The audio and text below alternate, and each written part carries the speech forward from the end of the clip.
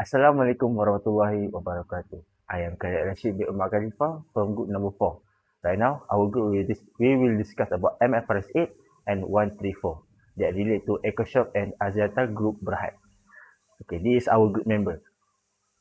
Okay, right now, Faika will start our discussion about MFRS 134. I will explain about MFRS 134 Interim Financial Reporting. An interim report is a financial report that shows a summary or a brief description of the progress or an overview of the financial situation for a particular accounting year. For example, quarterly, half-yearly, or period shorter than 1 year.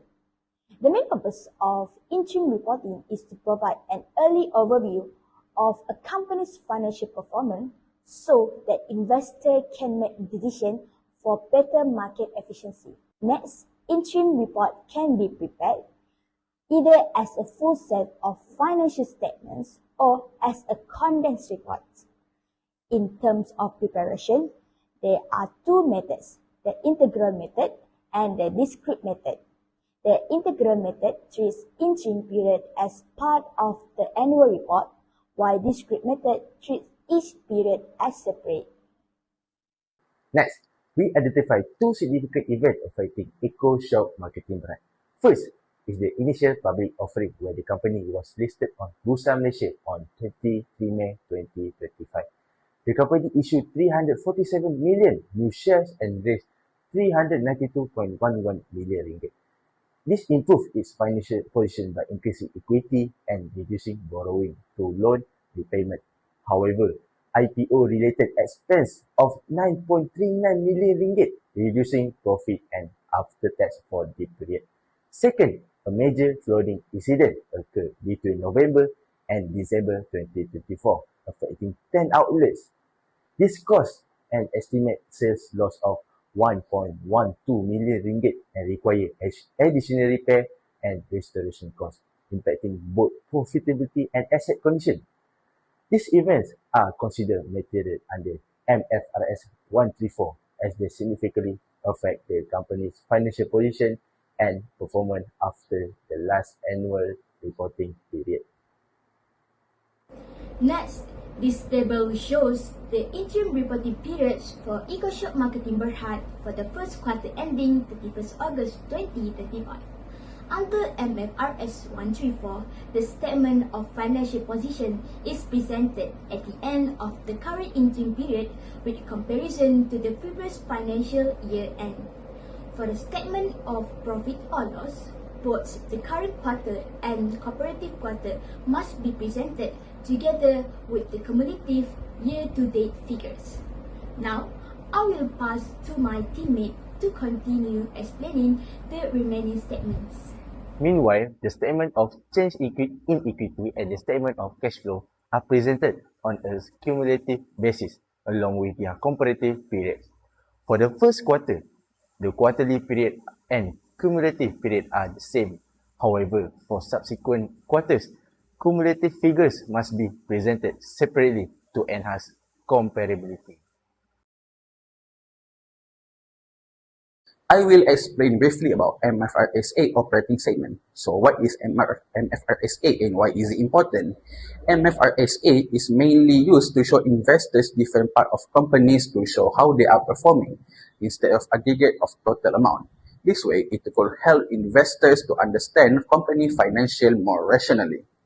MFRS 8 require an entity to disclose information that allow users of its financial statements to evaluate the nature and financial effects of its business activities and the economic environments in which it operates.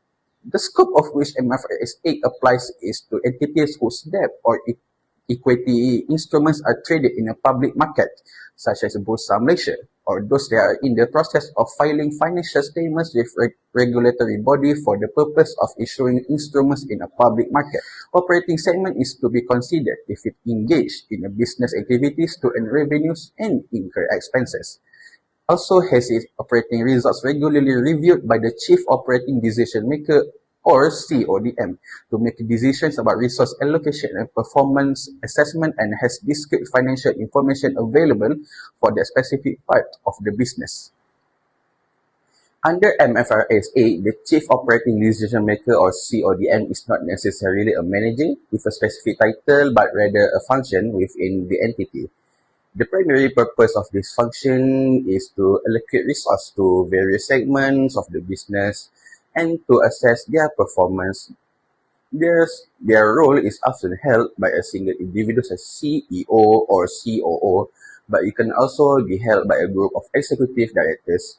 Segment managers are generally accountable to the CODM and maintain regular contact to discuss financial results and operational plans. There are two examples of CODM roles within EcoShop Marketing Berhad. For example, the managing director, which is Dato Sri Lee Karwat, we would know this from notes to financial statement in annual report. It is stated that managing director serves as chief operating decision maker. Also, the chief executive officer CEO or Mrs. Ning Kim Teng, in which this CEO performs a critical part of the CODF function at the operational level. Question 3 Part B. According to MFRS 8, operating segments, a company must disclose information that helps users evaluate the nature and financial effect of its business. Using Axiata Group Berhad as our example, we can identify two required types of segmental report used in their 2034 annual report. First one is business segments, which organizes the group into units based on their specific products and technology models. Axiata categorizes this into strategic portfolio vectors to show how different core businesses like traditional telco versus infrastructure performance. Now look snippet from Axiata 2034 report. The group focuses on 5 portfolio vectors, which is Celcom Digit in Malaysia, Indonesia, frontier markets, sustainable value creation for InfraCo, which is E.co, and value elimination of digital businesses, which is Boost and ADA. The second type is the geographical segment. This is essential for Axiata because it operates in diverse economic environment across Southeast and South Asia. This report helps users identify which regions are driving growth and which are exposed to local risks like currency devaluation. Now look to a snippet from 2034. Axiata covers the group performance across its operating footprint in Southeast and South Asia, including Malaysia, Bangladesh, Sri Lanka, Cambodia, Pakistan, Myanmar, and Philippines. Question 4 Part B. MFRS 8 requires entities to provide detailed data so users can see the economic environment in which they operate. From the Axiata 2024 report, we can discuss two key benefits of this transparency. Benefit number 1, distinguishing performance from macroeconomic volatility. The first benefit is the ability to evaluate a market's performance despite its economic environment. For instance, while Axiata's total revenue was RM22.3 billion, the segmental report shows that Robic in Bangladesh and Dialog in Sri Lanka was faced challenging macroeconomic environment. Without this breakdown, an investor might assume a company-wide failure, but the segmental report reveals that cost discipline actually allowed these specific units to deliver EBIT growth despite the local crisis. The second benefit is tracking structural transformation. Axiata is transitioning to a fiber company model with Linear in Indonesia. The segmental report allows users to see the reason for a revenue dip in that segment, which the total report clarifies was due to a transfer of residential customers as part of specific strategy. This level of detail protects against misleading consolidated totals. To support this discussion, we can look at snippet from 2034 annual report of Axiata Group Berhad. For infrastructure segment which is from E.co Group, the report shows growth through additional towers and increased tenancy across Malaysia and the Philippines. The financial insight here is that this growth was driven by operational excellence rather than just market expansion. Moving to digital businesses, we can see that ADA's focus on e-commerce and customer engagement successfully drove revenue and EBIT growth, proving that Axiata's value elimination strategy is gaining traction. Lastly, frontier markets. Despite operating in challenging macro environments in Bangladesh and Sri Lanka, these units achieved EBIT growth. The segmental report clarifies that this was specifically due to cost discipline despite intense revenue pressure. As demonstrated, segmental reporting transformed a single, flat profit figure into a clear map of regional risks and strategic wins. For Axiata, it proved to the users that while some markets are struggling with inflation, the infrastructure and digital segments are successfully scaling. That's all from us. Thank you for watching.